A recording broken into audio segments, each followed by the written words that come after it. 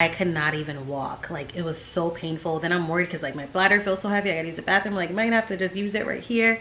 And thank God for having just an amazing husband who like literally picked me up and had to like put me on the toilet to use the bathroom. What's up, Flourishing fam? Welcome back to my channel. Welcome to Flourish with Delores, where flourishing is about progress and not perfection, honey. And in today's video, we are 38 weeks pregnant. We have 2 more weeks left to go until our due date. So let's chat about our 3rd trimester journey. Here's a little bump update. I don't even think that angle does it justice because we have grown, honey. If I had to wrap up the 3rd trimester in just a couple sentences, I would say that for me, I've been mentally in a really good space. Like, I feel good mentally, but physically, y'all, I feel like I'm falling apart. It hurts to like sit too long. It hurts to stand too long. My feet recently started swelling up around like 37 weeks, and my hands as well when I'm washing my hands. So physically, it just feels like everything is just like, it gives no anything anymore. And then I've just been very exhausted. If you tune into my pregnancy skincare safe products video, I talk a little bit about me changing my maternity leave, and a lot of the symptoms I've been feeling was like a good alert for me to be like, I need to slow it down. So let's get into it. We'll do the same thing that we usually do. I'm gonna look through my tracker where I put like notes of how I've been feeling from week to week for the 3rd trimester. So my 3rd trimester pretty much started in January. On January 8th, which was 3 months ago, I wrote that I'm having a lot of acid reflux. I have a little bit more energy to get stuff done, but also wanting to nest and be home / set up for baby. So I was still fully in the full swing of things with work, and I'm just like, I just want to be home and work on her nursery and stuff, especially as I was starting to get a little bit more energy. And y'all, let's talk about acid reflux. So bad. There would be times where I'd be napping or sleeping, and then all of a sudden I feel myself spitting up or choking as I was sleeping. So that became really scary.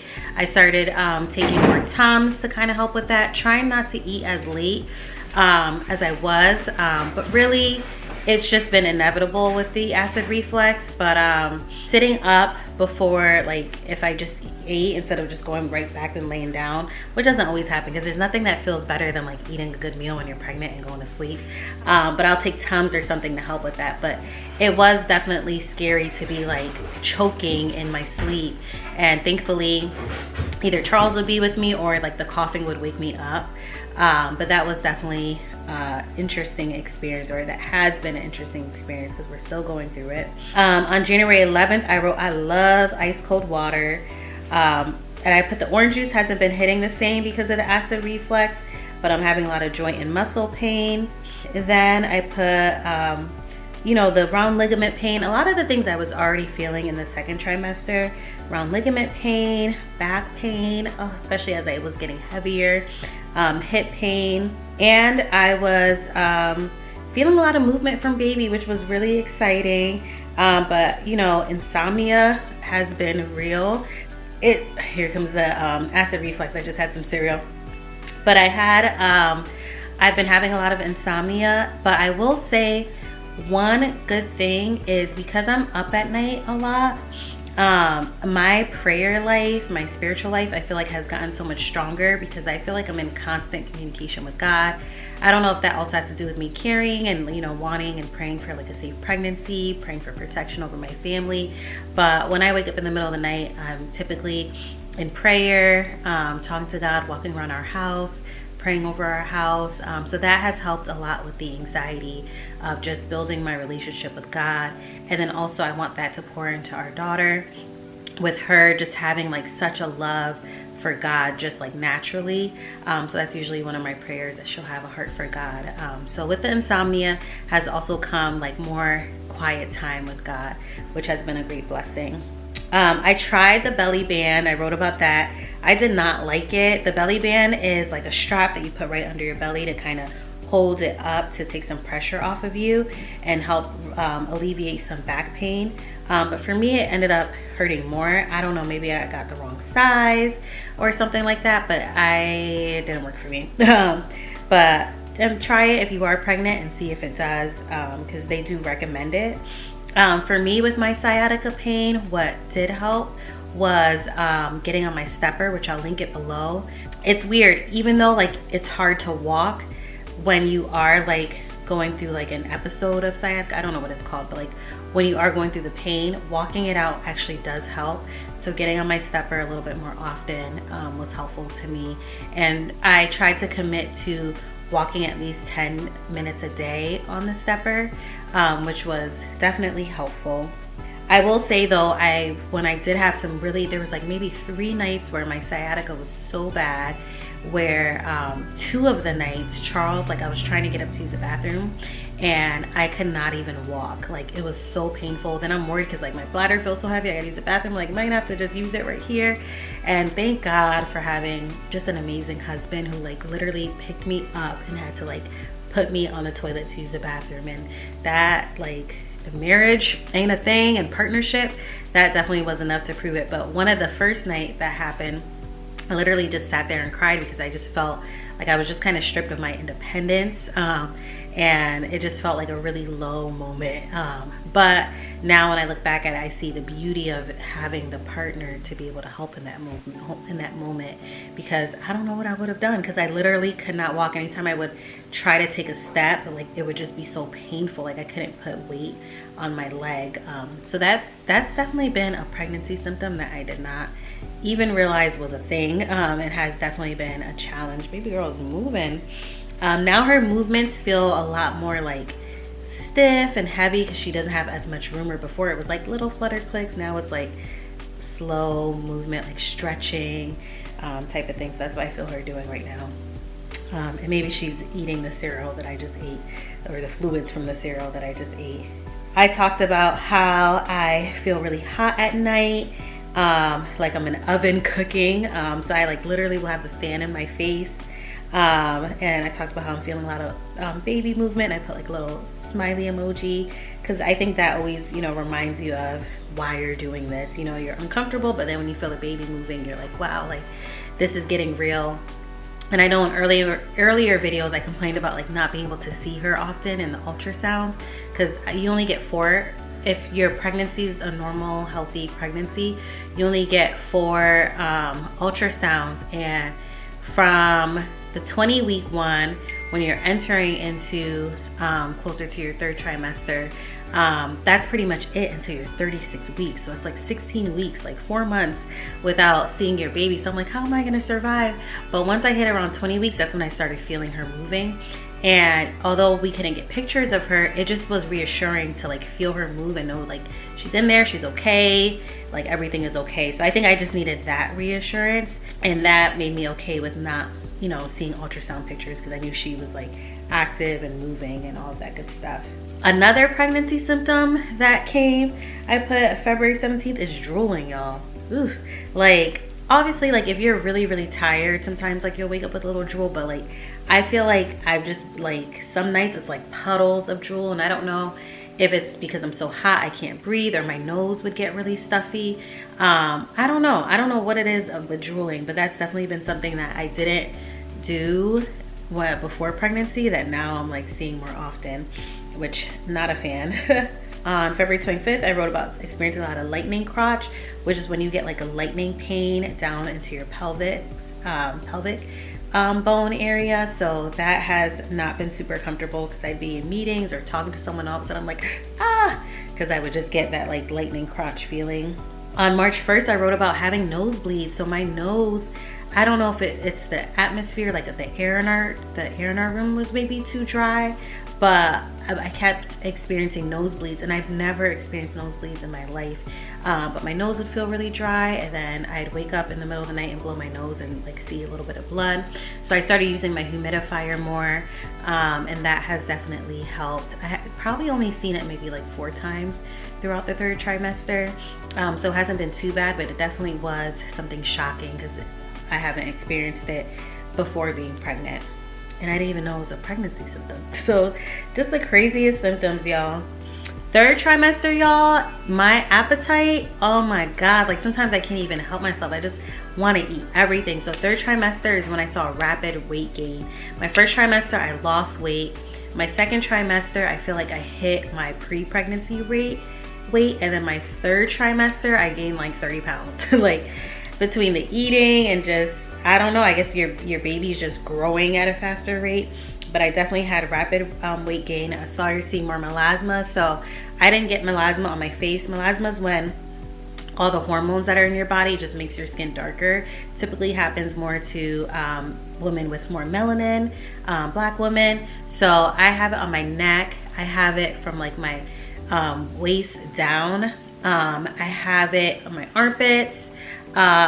Those are probably the areas where it's like really dark. But if you see my neck versus my face and my arms, this is pretty much how my waist down looks now and how my armpits look now.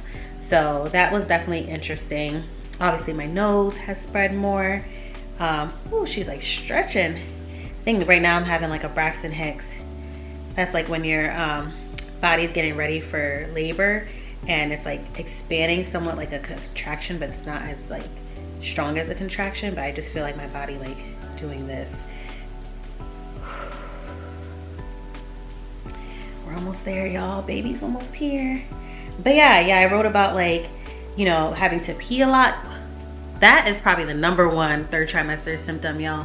Like I use the bathroom. I feel so, because I've gone through toilet paper like crazy, because every like 20 minutes, sometimes even like every 5 minutes, depending on the day or the moment, I have to use the bathroom, or I'll feel like I have to use the bathroom. And then when I use the bathroom, it's just like this little bit, but it's because I'll use the bathroom. One, either maybe everything didn't come out. So one thing I've been doing is like leaning forward to get everything to come out. But two, it could be like your next round of what would be like the next time you're gonna urinate, like hours later. But the next round will start collecting, let's say it's like this much urine, and then she'll be jumping on my bladder and then I have to go again. But it's not like my bladder is full, it's just this much is in there, but because she's putting pressure on it, it just feels like I have to go. So sometimes I'll be like, oh, I know I don't have to go yet because I just went, but then you feel it and you're like, oh, let me just try it. Like, I don't know. That's just been definitely annoying. And the thing is, like, when you have to use the bathroom a lot, in the middle of the night, it's interrupting your sleep. And then also it's just hard to get out of bed because you're not super comfortable and you can't just like get out of bed like you usually do. You have to like, you know, be on your side, and like you can't just lift. Like it's just a whole thing, which is challenging when you have to get up a lot to use the bathroom, but you're having a hard time getting up. And yeah, I said I've been sleeping harder. Like when I do have like a good hour of sleep, I'd be knocked out, but then the next hour I'm up. It kind of feels like a baby, like how a baby will like take multiple naps or stuff during the day, but then they'll wake up to use the bathroom or wake up because they're hungry. And then in here again, I wrote that I'm mentally in a good space and I've been praying a lot. That is pretty much it, y'all, for the third trimester. Feeling blessed, feeling healthy.